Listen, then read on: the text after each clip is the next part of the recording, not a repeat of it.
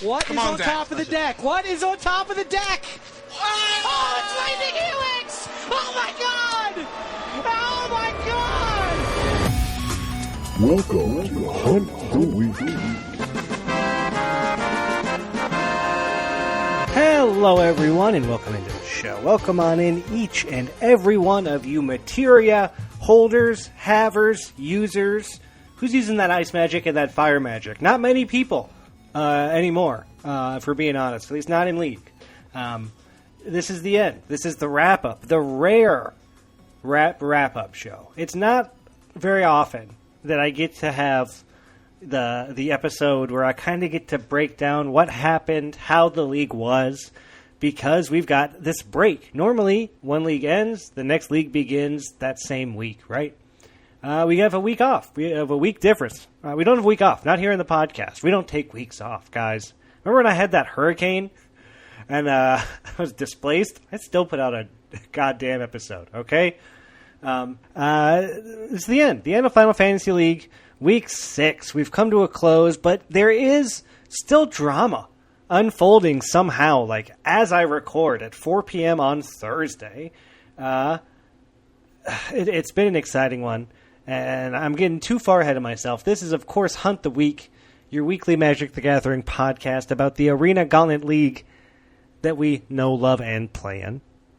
I am your host with the most, your Don John DeMarco, your Goku or Go Home, the pride of Mardu.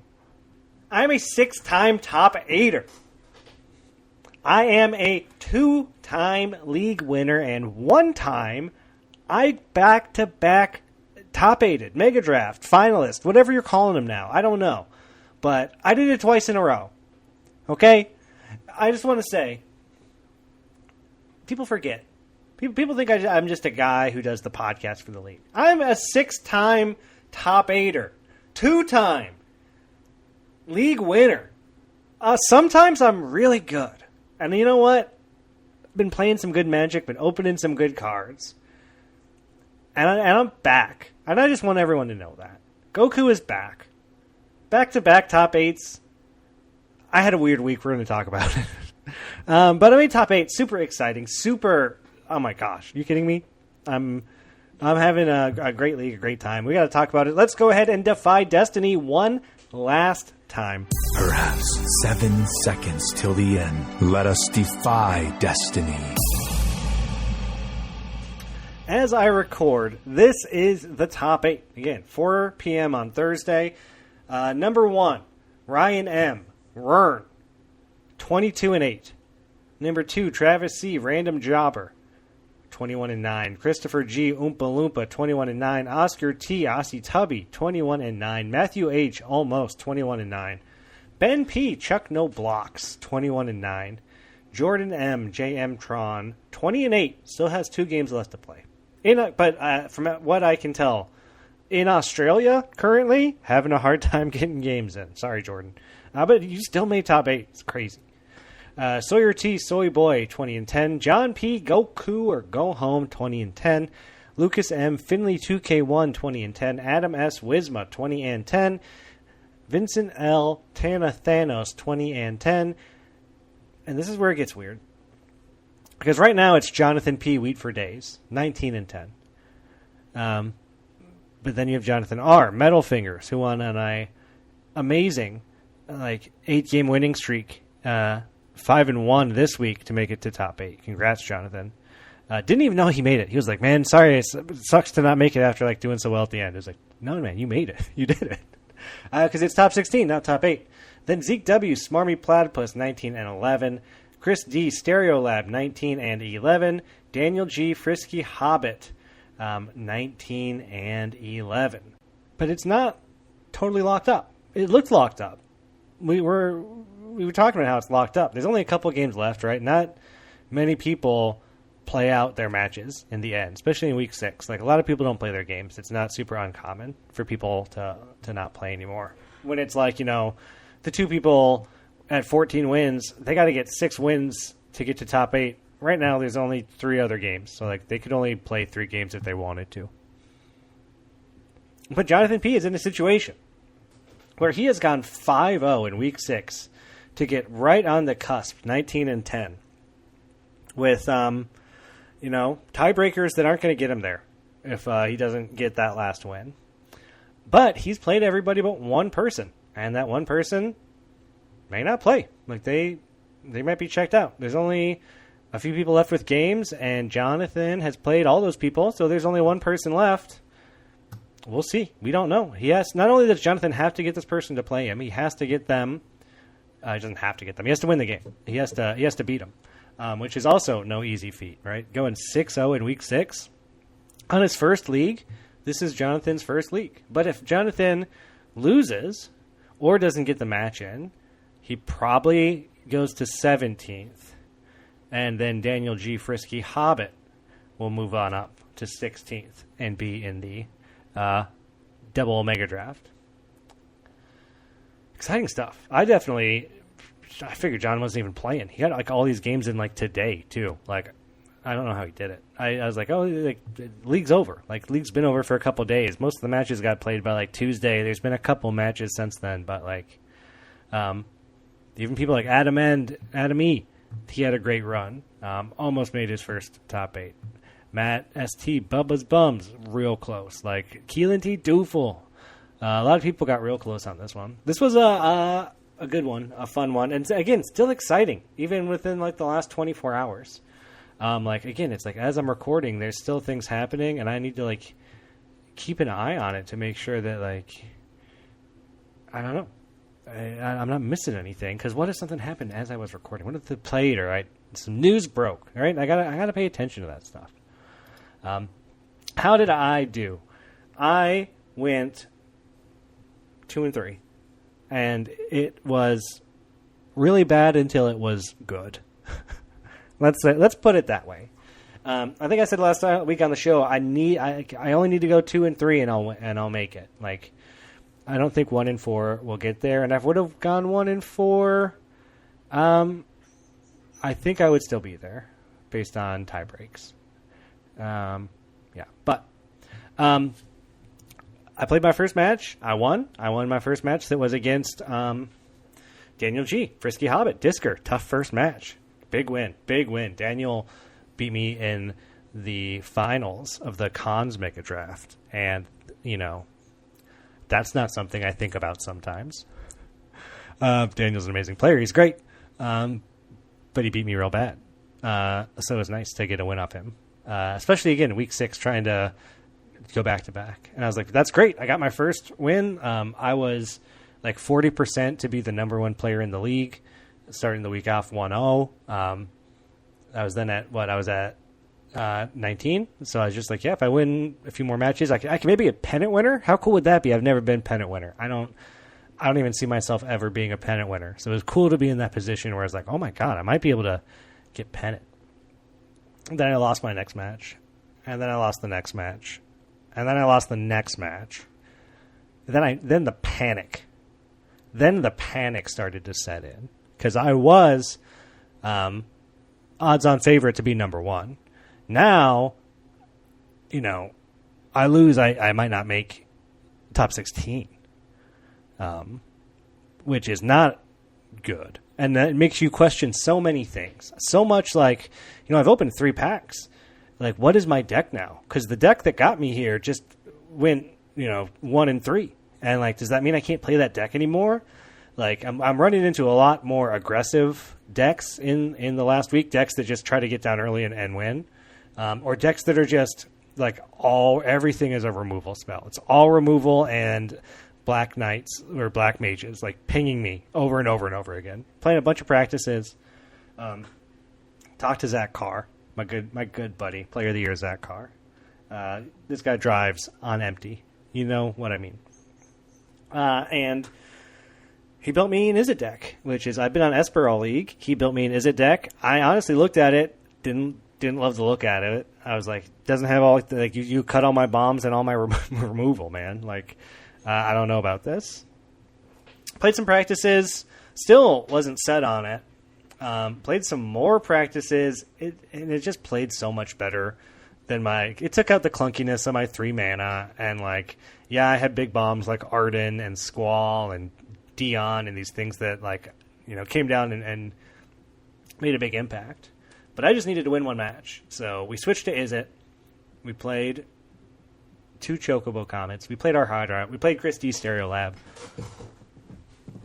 We got the win in a very close, very exciting game. As it turns out, Chris, and when I played Chris, we were both 19-10, and we have a very similar OMW. But we both made it to top 16.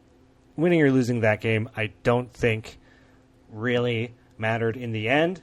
But at the time, it just took so much pressure and stress off of the week. And I could just relax and not have to worry about any matches. And not have to just sit there and watch my OMW go up and down all week, as this crazy week of matches has been. But we did it. We made top 16. It's awesome. I'm very excited. Get to do another mega draft. Going to be super exciting. Also really helps my chances of getting to player of the year. Because right now I'm not even close to qualifying. 2 top 8s might definitely help push me to get there. We still got one more league. Edge of Eternities coming out next week. The rule set is announced. It looks really cool. It's basically spaceships. We're teams of 5. We're not really teams. We're teams in the sense that we're grouped in 5 people, and there's a hierarchy based on past league performance. But every time you win, you get to move your ship on this big grid. You can discover planets. Discovering planets adds different packs that you can then open on your losses. We'll get into all the rules and everything next week. But that's basically the gist of what I got. You open some Edge of Eternities packs every couple losses. On your other losses, you open the packs that we can find on these planets. A lot of questions, a lot of questions I have about it. Mostly just things I don't understand. That I feel like as soon as I see it in action and implemented, I'll go, oh, okay, this makes so much sense. I just didn't get it. But we'll go way more into the Edge of Eternities rules next week. This is the Final Fantasy League send-off, kick-off, wrap-up, whatever you want to call it. Feedback. I love this league. This league was great. I loved the starting pools. I think that packs have been a problem. I think play boosters are a problem. I love that the starting pools were just a set number of cards that everybody got. It does take away some of the fun from seeing the guy who opened, 10 rares or whatever, and yeah, it's cool to be that guy, and it takes away that from happening from you as much as it does anybody else. But it seems fair. I like it. And also, I don't know. I was into it. I like that the bonus sheet wasn't there. And again, I'm torn on this because I love a bonus sheet. I think bonus sheets are great. I think this was a bad one, and I'm glad it wasn't involved. The pack evolution was maybe the best mechanic they've ever done. Might be the best implementation I've seen for a league. I do think, cutting off colors and changing slots is problematic. I like to see my deck evolve. Again, I accidentally cut off a color. I didn't even mean to because I didn't fully understand what it was in week 1. And I regretted it later because I didn't really know what I did. But then in my last game, I ended up not playing, my main colors anyway. I changed all my packs to be a bunch of white, blue, and black cards. And then I played red in my last match. So I was still able to change it up a little bit. But it's fun to just let your packs, choose what you play and not necessarily change your packs to match what you're playing. It's still fun, but I don't like being able to say, I played Esper all league. I want to be able to say, I played Esper until I switched to Teamer, and then I opened this and was able to go Grix, whatever.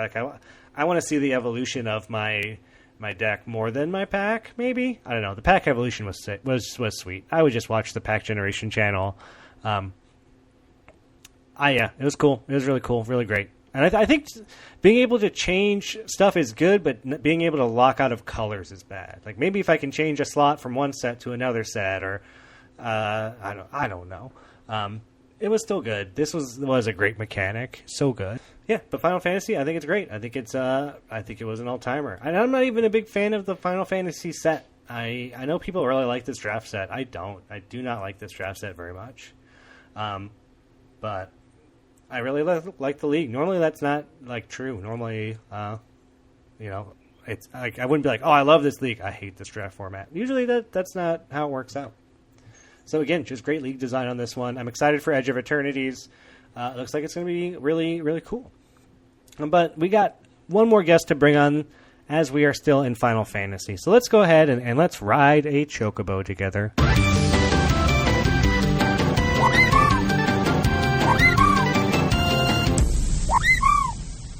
That's right. We got one last guest for Final Fantasy. I got on Ben P. Chuck No Blocks. I see that name all the time in the last few leagues. Just either, packs or coming up in the Looking for Matches channel, and it always makes me laugh. Chuck No Blocks. I don't know. It's a clever name.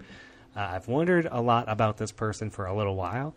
And they got to come on the show and talk about how they're making their first finals in Final Fantasy League. After being with us since Aether Drift, Ben P has finally had we talk about it, but it sounds like a very cool equipment deck. Went with a Boros equipment build and opened his packs in a very strategic way. We get into it, but I really like the way he chose to go with the mechanic, because it's not something I would have done. I think it's really interesting.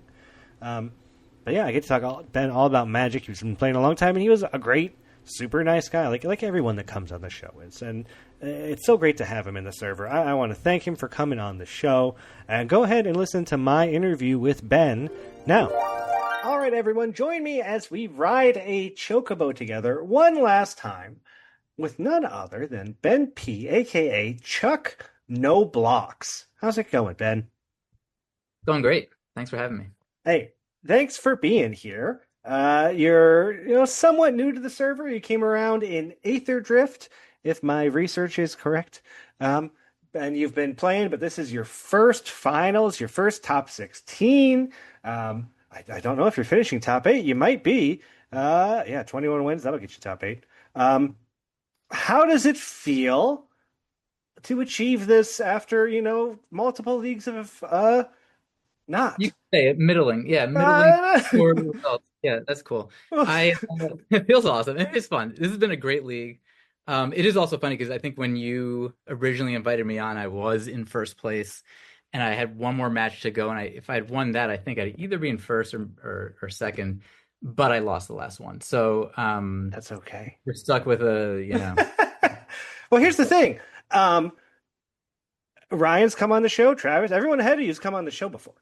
Right. You're the only. So it's not just first place. This is Ben P. Chuck No Blocks. Okay, this All is right. First time top 16er, could be the winner, could take this whole thing home. Yeah, and we'll see. I mean, again, I've had not great results so far. I joined in, it was Aether Drift. Did not do well. Maybe that was like me just figuring out how the league worked and stuff like that. It's like a weird field format.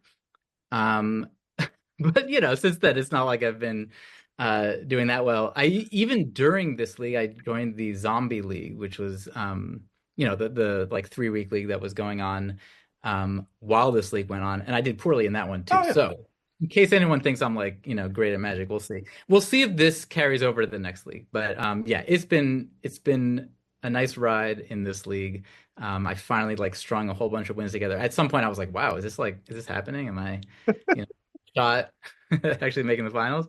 And I did, and it's been awesome.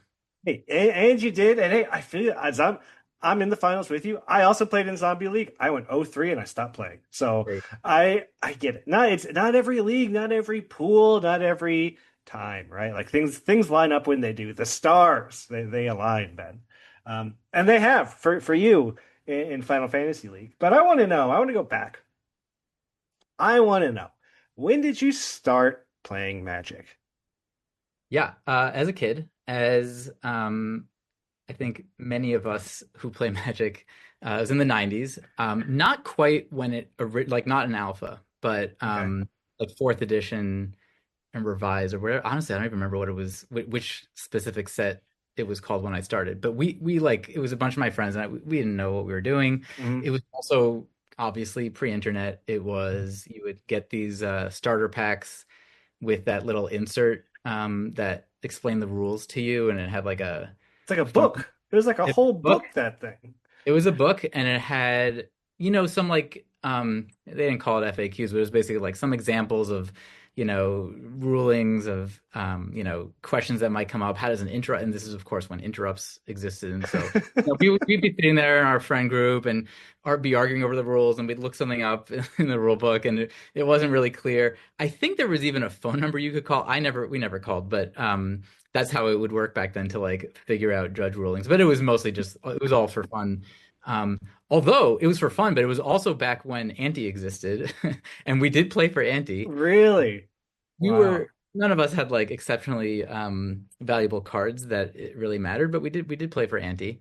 And yeah, but that's when I started. We would kind of collect cards. I'd go to Bob's store or whatever it was. I lived in Springfield, Massachusetts. I don't know if that store still exists, but I'm sure Bob's Cards is doing great. Yeah.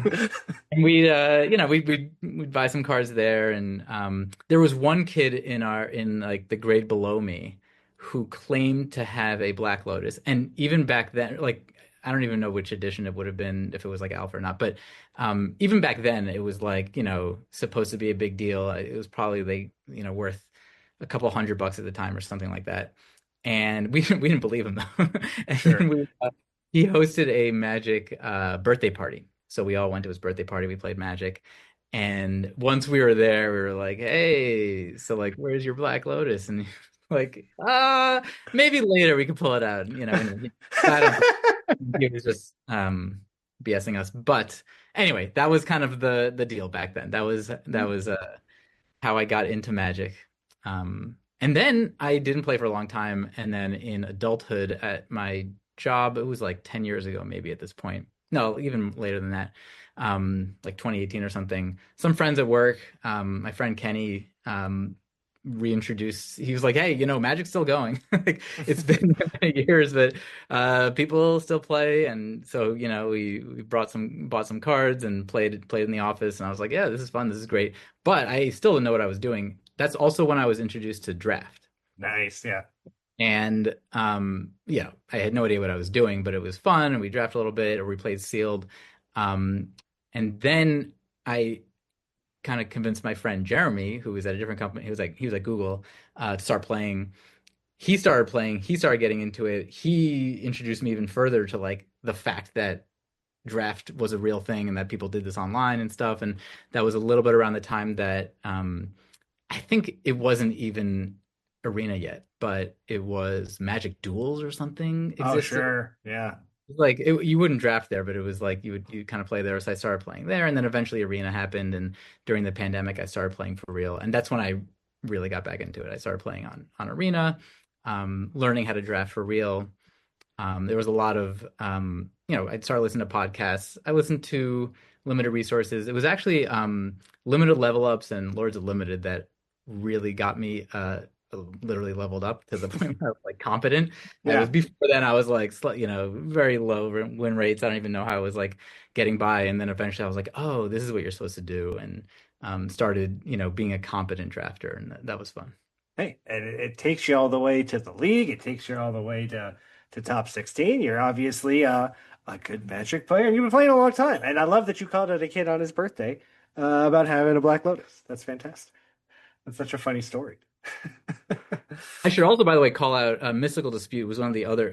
It's not necessarily the podcast that leveled me up the most, but it was one of the podcasts that I enjoyed the most. Unfortunately, they're on hiatus now. We all missed that. It's an awesome podcast, and hopefully they'll come back at some point. Yeah, I mean, there's lots of great Magic content out there, and I recommend people listen to Hunt the Week if they want to know about AGL tournament news, but not necessarily about Magic. Ben, what were your thoughts on the Final Fantasy League? You've played in a couple now, like you said, coming back to Aether Drift. We had like a weird rule set, right? We had like no packs, like there's no real packs. You had the weird starting pool. We had the custom packs. Where were you a fan of that stuff? No bonus sheet? Were you missing the bonus sheet, or were you happy to not see it there? I don't know. I mean, I just I'm still relatively new to the league. It's been, I don't know, 5 or 6 iterations, or really 4 main set iterations, and then a couple of bonus leagues. So I'm still just sort of like figuring out what I like and don't like. Sure. In general, I love the league. It's so well set up. The size is a combination of the size and the fact that there are these bots that do the matchmaking and like the pool generation. Yeah. That's awesome. It just makes the whole thing really easy to get set up and get going, and you can't mess anything up yourself really, or you can, but I guess, but it makes it harder to mess up yourself. You just kind of, open your pool and you create a deck and everything, and the matchmaking with as many people as there are, it's really great. Just like anytime you can usually find a match. People have been friendly and awesome, and that's been awesome. In terms of like the rules of this iteration, well, so just like the first one, it was like Ether Drift for me. Yeah, the racing one. It took some getting used to just the fact that it's a 60 card pool. Yeah. Especially in that first week, your first week, you just have your initial sealed packs. You got to kind of scrap together something. It took me a little while to get used to that. Is that like, yeah, you can't just do your 2-color, whatever. Expect For sure. a 60 card deck to work like that, and you also being a 60 card deck, it's not like, oh, you get the one bomb and you build around that and you're going to see it every game or every match. And so it took some getting used to. The specific rules of what the buyback or whatever comeback packs are, what whether there's a bonus sheet or not, how many choices you have to make in doing that. Yes, I've liked that a lot. I've liked the fact that there are choices. In this, I guess the fact that I've succeeded in this particular iteration of the league might be correlated with the fact that I really like sure. Yeah, exactly. But I've liked how this one has worked, where it's like you have control for sure. You have control over what your buyback or comeback packs look like. You also have to kind of go down a certain path, or you can go down a certain path where you get to like level 2, level 3, where your previous choice mattered. For sure. For the path that you've gone down, and it's kind of specific to the deck that you have. That's been a nice sweet spot for me. I'll say the one that it was fun, but I didn't think like as much was the Playground League. I thought it was really cool that they were stuff that was a little further out there. But I would say it was a little too much control that you had, because you had to like spend a lot of time trading with people, and it's fun, and it was, I think that really is admirable, to kind of stretch the limits there. But it was like a lot of out of the game decision making, like out of the normal pack building or deck building, and then like gameplay work that you had to do, and that it was probably too far in terms of like getting away from the actual gameplay. It was fun, but I think this really hits the sweet spot of like, yeah, you have some control. There are decisions you have to make that's not just the normal deck building and gameplay. But it's not too much, and so it's been great. That being said, yeah, it's worked out really well for me. So maybe that's that was like Playground League was fun, because you would open that off color like bomb, and you're like, well, I'm not playing this, but I can turn this into something like amazing. But you really had to put in time. Like it was like sometimes it was days of being like, well, I'm waiting for someone to open something, or no one's around, or this guy's waiting to get a star still, and like. There was a lot of control. And this one I do think this is a pretty perfect league. I think this is, I love the packs. I thought they worked out great. I hated the bonus sheet, so I'm glad it's gone. I'd normally like a bonus sheet, so I don't want to miss all bonus sheets, but this bonus sheet I was not into, so I was happy it wasn't there. And I love watching the packs grow, and like you said, the choices. Like I think it was Steve, the guy who makes all the bots, Steve Strout, was like, he went one of each of everything, so he could just have a ton of uncommons and like choices from the get-go. And he was more about like quantity of cards and just getting as many as he could. And that was something I hadn't even thought about. It's like, oh, he's doing like a totally different thing where I'm trying to like push as far as down as I can on magic fast so I can get those extra rares. He's just going for like fill up his packs full of cards and like see what hits. So there's a lot of choice, and there also like there isn't a right choice or a wrong choice really. Like you can't really mess it up. Yeah, I agree with that. And I never got to the final level where you get the rares. I think only at the end, and the rare I got was like didn't matter for my deck.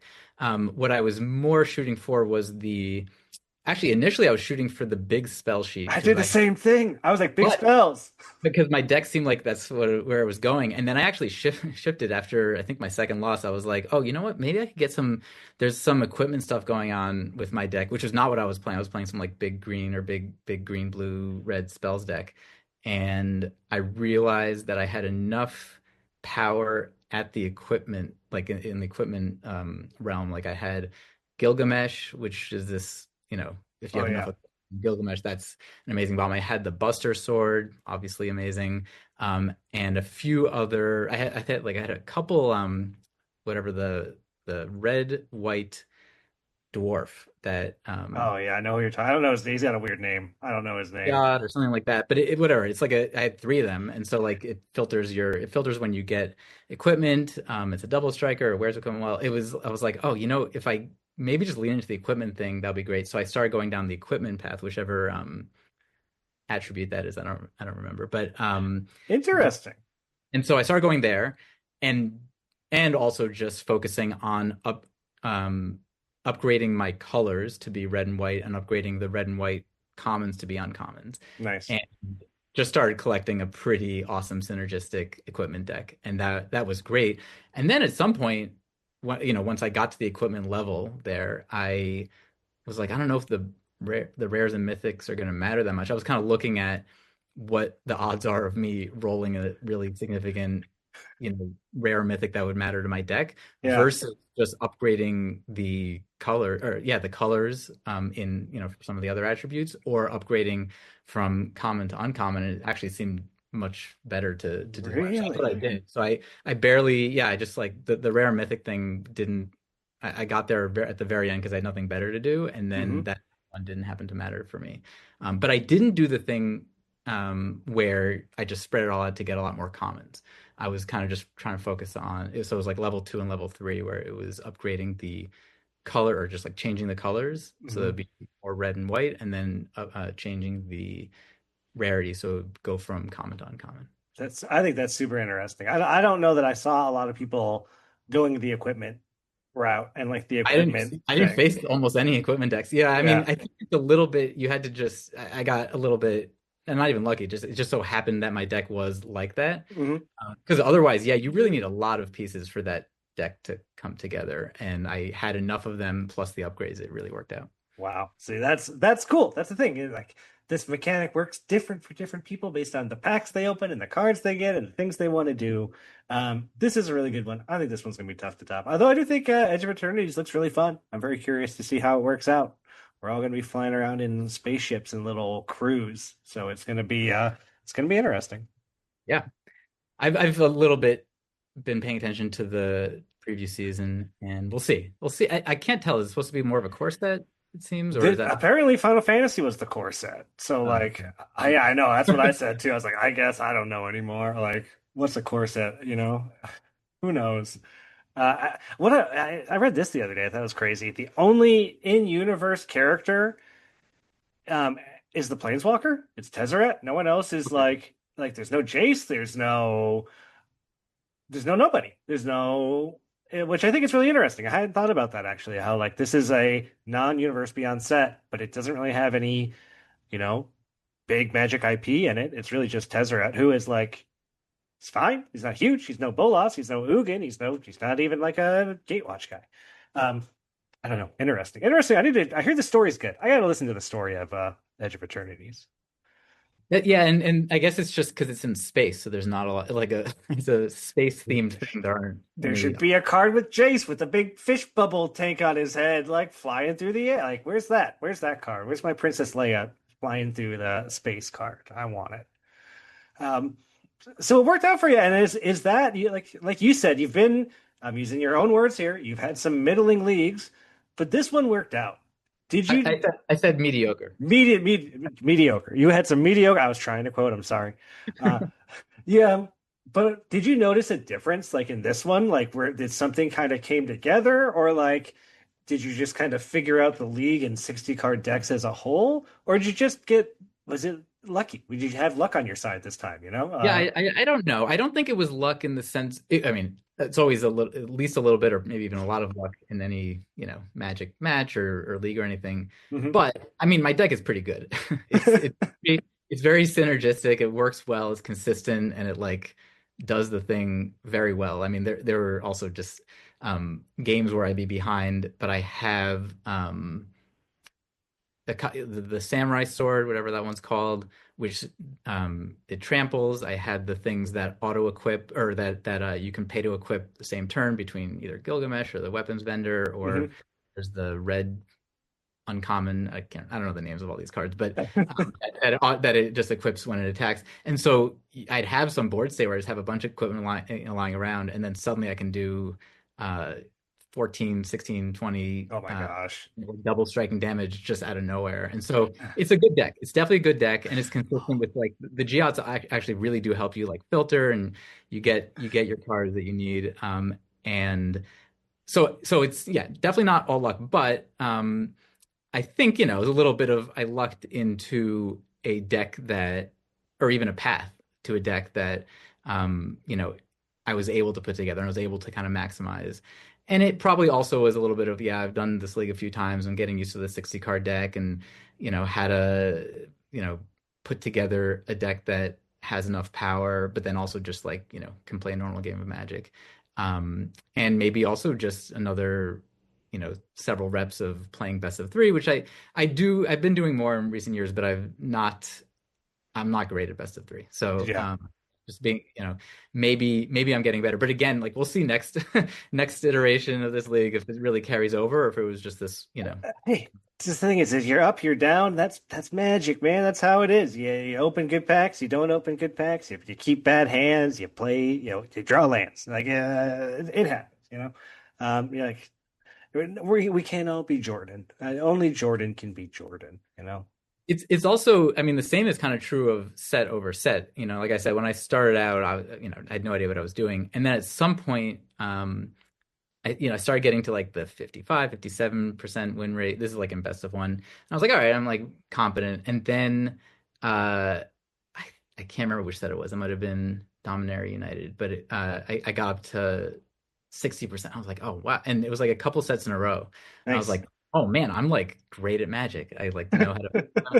and then there was a few sets where I just like had middling results again. I was like, all right, maybe not. And I don't know what it is always. I maybe if I paid more attention, I could figure it out for myself as which, like what are the factors that make me better at a particular set. And same thing for these leagues. I play enough per set that it's not just random fluctuation. It's large enough sample size that the difference between 55% and 60% win rate isn't just random. But I don't know what the factors are that contribute to that. And there was actually a recent limited level ups episode about this, about like what makes different players better at different sets, and that was interesting. I didn't necessarily listen to that episode. I'm like, oh, that's why I did better at this or that set. But it was a really cool episode to kind of dive into. Yeah, it's true in general. Like a lot of people, like certain sets click for them. They're better control players. They're better aggro players. They're something about the mechanics that clicks with you, whatever it is. But that's been my experience. I've been up and down since I got to that like base level of generally being competent. It's been up and down, both in sets and also in these leagues. Ben, this next question, I always learn a lot. It's one of my favorite questions. It's impossible to answer. How do you do it? What is your favorite Magic card? Okay. I am not, first of all, I don't play a lot of Constructed. Yes. And I am not a flavor person at all. Or almost at all. But yeah, I like almost not at all notice the flavor or the story, stuff like that. So I'm not one of those people where I'm like, oh yeah, I have this whatever commander deck or this deck I love building around. But I will say, just from like childhood and nostalgia, I had back what I was describing when I was a kid, I had a Vesuvan Doppelganger, and I think it was like 4th edition or revised. And it was my most valuable card by far, which it was a huge deal to me. It probably was like 15 or 18 bucks at the time. As a 11-year-old or whatever, it was like really big deal. So I had this big like plastic case that I put it in, and I would like proxy it when I played with it. I would have it side. Like, I don't even think it's a good card. Like I don't know if you know what it does. It's like really expensive to copy stuff, whatever. But it was like this prized possession. And then when I got back, and I was always imagining like, I'd keep this, and in 20 years it's gonna be worth like so much. Rich. Yeah. And it was funny is that like I did come back to Magic like 20 years later. I was like, hey, I wonder if that thing is worth less. I looked it up and it was worth like, yeah, $18 still. So and it's gone up and down since then. So yeah, it didn't quite pay off that way, but it does have a special place in my heart. I do still have it. I went back to my parents' house at some point and retrieved it, and I have it in its old. Oh, that's cool. That's cool. It's always like finding those old Magic cards. Like that's such a cool find. Such a thing to have from your past. No one can take that from you. And So, actually, my most recent visit back home, this past year, I went back. I like a lot of the old chaff of cards are still there. My parents' house. So I was like, and they were like, you got to get rid of this stuff. Like take all. So I went through it and I found a dual land, and that is, what? and now that one is worth like I You didn't think. even know you had it? Yeah, no, I had no idea. For many years, I had no idea that these things would be worth any money or like Yeah. that was a big deal and that like, they changed the land thing so they don't make those things anymore and they're actually like functionally quite useful. Anyway, so yeah, so now I have this dual land that I is in my closet now. Oh, even better. Here's Vesuvian Shapeshifter. Take a step back. Exactly. Uh, we got our league questions for you, Ben. Are you ready? Are you I'm ready. prepared? All right. Our first question comes from Evan C. Peas of Crab. What's the best bargain you've ever gotten? He's asking because you were a thief in your Final Fantasy. Yeah. Occupation. So again, I've never played Final Fantasy. I don't know anything about it. It didn't register with me, like the magic crossover and everything. Mhm. The fact that we had these classes in the league, I didn't even know what it meant. I mean, I know that I chose some attribute or whatever for my comeback packs, and then that resulted in being a thief. So anyway, I'm not in no way purposely a thief, or it doesn't resonate with me at all. But um, best bargain I ever got in life, I guess. This is a story that I cannot tell the full thing. It would take like an hour at least. But the very short version is that I have a e-bike, a cargo bike, Okay. that I got during the pandemic. I use it a lot. I use it all the time. It's instead of a car. And some guy in the street asked me if he could rent it for me. And being the weirdo that I am, I said yes. I mean, this guy was a weirdo too, but and really a lot of twists and turns to the story that I won't go over. But bottom line is, he rented it for me. It was stolen. I don't think it was actually stolen. I think he stole it. But he then said I mean, it was so obvious that he stole. Like, what are the odds that in the 24 hours that it was stolen for him? Yeah. So that was obviously scamming me in some way. But he said he felt bad and would get me a temporary replacement bike until he could like get me my old bike back or something. And he bought me a $7,000 cargo bike that he gave to me for like 3 months until he could get the original version of my bike and give it back to me. So for 3 months, I'm like riding around in this like not that I would ever have paid $7,000 for this bike. It was sweet, but yeah. So it was. I don't know if you really call that a bargain, but for 3 months, I'm like riding around in this like $7,000 cargo bike. This guy who I think was scamming me, but not sure, had given me. But you eventually got the other bike back? Well, not the original bike, but a new version of the original bike, which was also a bargain because the original bike that I had, the kickstand was broken, and he got me a new version of that bike. So there you go. That is a bargain if I ever heard one. Gee, hey, your thing's gone. Here's something that's much better to use in the meantime until I get you a brand new one. Wow. Richard K. Preacher would love to know, how do you take your eggs? I'm a sunny side up guy. Pretty that. much. I like the runny eggs. I do love eggs. Since college, when I think eggs and pasta is kind of a staple of college students, I never left that phase for eggs. So I love eggs, eat them all the time, and sunny side up is like my go-to. You heard it here. Have some eggs. Adam N would love to know, who is your favorite baseball player from the 90s? All right. So presumably this is a question related to my screen name, Chuck Knoblauch's. For those who don't know, it is Chuck Knoblauch was was a baseball player in the 90s. He was on the Twins. He came to the Yankees. I was a diehard, or still am, diehard Yankees fan. But in my youth, these are like seminal years for me. Chuck Knobloch played a central role for me in the Yankees World Series championships. He, yeah, I mean, he hit some, big home runs in the playoffs that I'll always remember. He also famously got the yips and stopped being able to make routine throws from second base to first base, which was maybe an amusing thing. But anyway, not my favorite player, but just, he's up there. Yeah. I felt when I started out on Arena, choose a name, I kept seeing like the, declaring no blocks, and I was like, oh, Chuck Knobloch, that's clever. And I thought this would be like some inside joke for like myself, because my impression was that there was not a big overlap between, sports fans. But what's kind of funny is that I was like, yeah, this is like, and my favorite type of joke is a joke that only I get, and that like so I'm like, great, this will just be like, I'll smirk every time I see it, and like no one else will get it, and that'll be fine.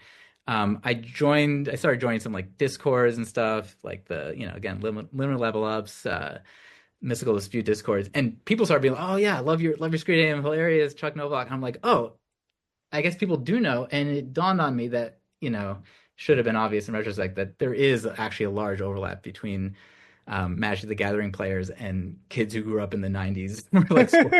like a pretty, the Magic is for everyone, and there's a large, lots of people with different backgrounds, but that is one background that there's a significant slice of Magic players that are, share the history that I have. I will say I have always enjoyed your name, and I had no idea it was related to baseball, and that it was a real person. I just thought it was a fun name. I was like almost at a game show. Chuck, no blocks. I'm like, okay, let's see what happens. Yeah, no, I mean, that's the thing. It does work as a name on its own, but yeah, no, then the people who know, they're like, oh, that's awesome. Our next question is from Jack H. Rakic. What is your favorite combination of colors? And follow up, what's a real world person he feels best embodies that color combination? All right. I, again, am not a flavor person. I play whatever archetype is, good in whatever the current limited format is. Yeah. So I don't have a great answer to this question at all. That being said,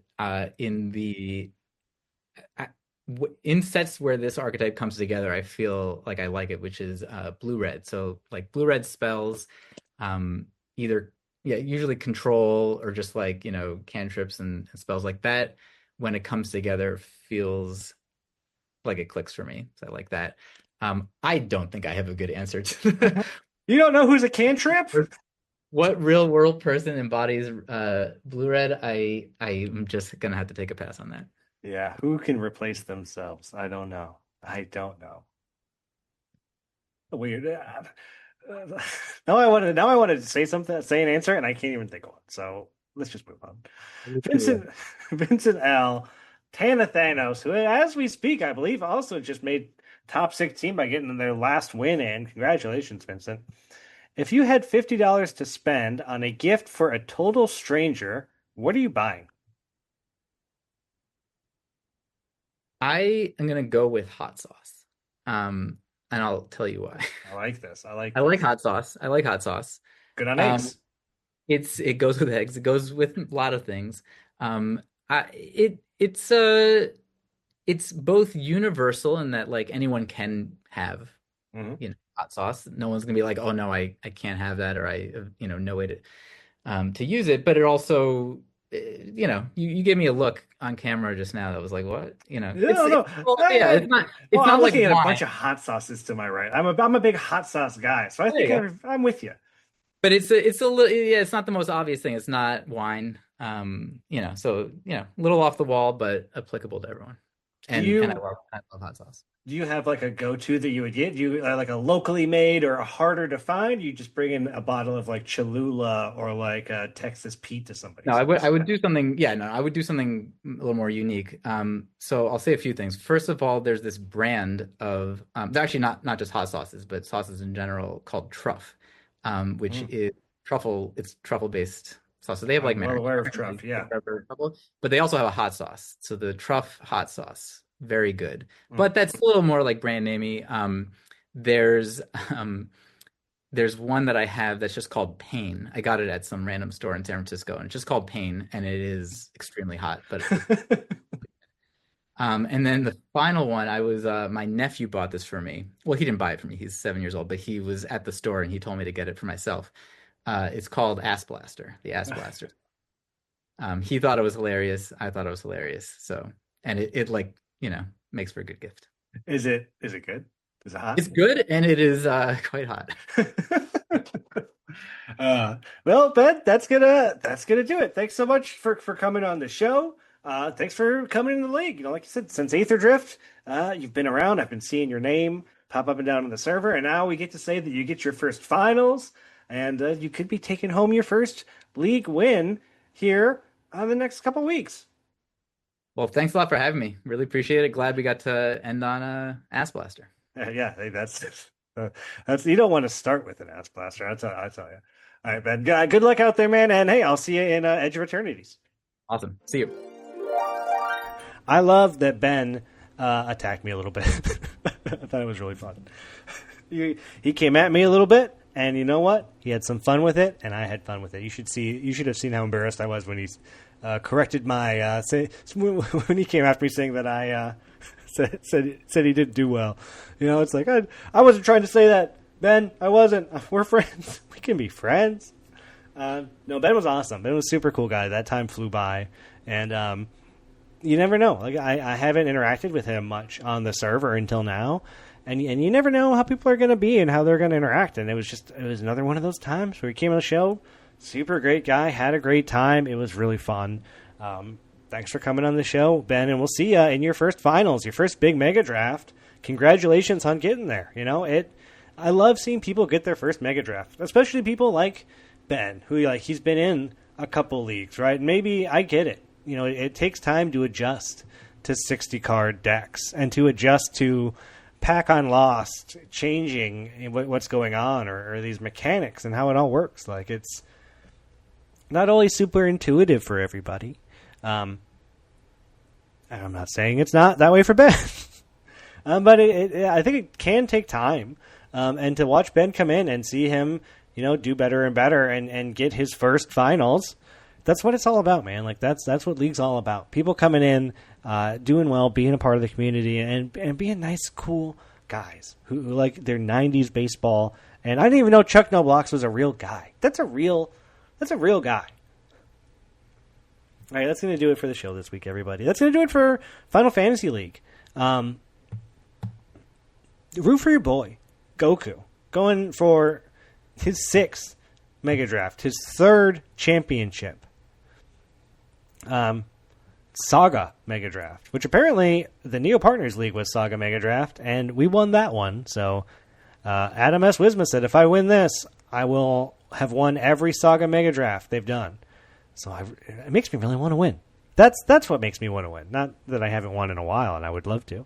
And also just winning is just, I'm not playing to lose, But I am just happy to be involved. Try to get as many wins as I can and try to keep my chances for Player of the Year alive. I hope you're out there enjoying the server. There's a lot of cool stuff going on. I got to play in... I've been playing in a bunch of the Evans Miranda's Mega Drafts. I've been doing a few of them. And Zach Carr had a Popper Cube last night that I loved my deck, but I got stomped by Christopher G. Oompa Loompa. How good is Christopher G. Oompa Loompa? Man, this guy, he's always in the top 8. It's like the same. It's like the same names I see him all the time. Christopher G. Aussie Tubby. Matthew H. Tana Thanos. These new players that come in and they beat us all and they beat us all. And it's Jordan after Jordan after Jordan. These are all new Jordans. They're all Jordans. Don't you want to be a Jordan? Maybe I had back-to-back top 8s.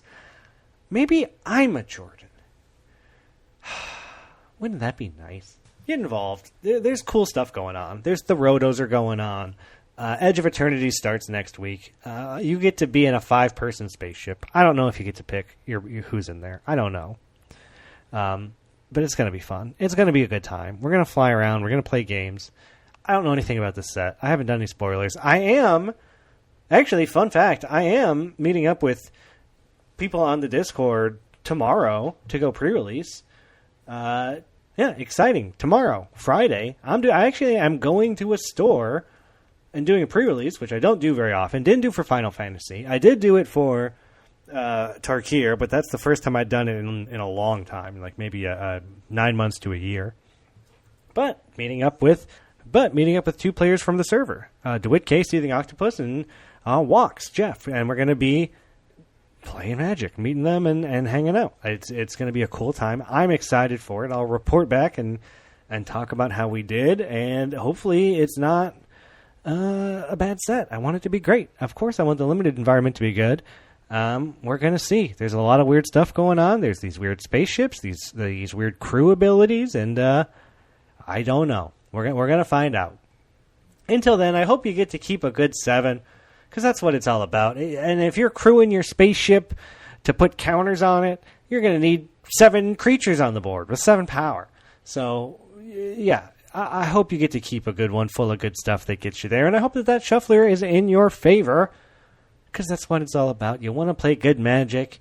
You want that. I had a game this week in Zach Carr's Pauper Cube where, man, I was top decking, and I drew non-land after non-land for like 6. Every turn was like, I was like, man, I'm dead. I'm like, okay, this is a good one. And I was like, okay, I'm dead. Oh, wait. And for like 6 turns, it was like I couldn't draw a land. And every card was impactful. And I went from being like super dead to made a board.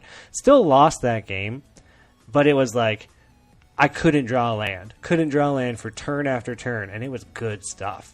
That's what you want. That's what I mean when I say you want your deck to be in your favor. You want that Lunar Whale going, yeah, I'll take that land. Oh, what's this? Cheap card I can cast? Cheap card I can cast? Draw spell? Draw spell? Yeah, thanks. Thanks a lot. And we'll see everybody here next week as we get ready for Edge of Eternity's League. Until then, I guess this is go home.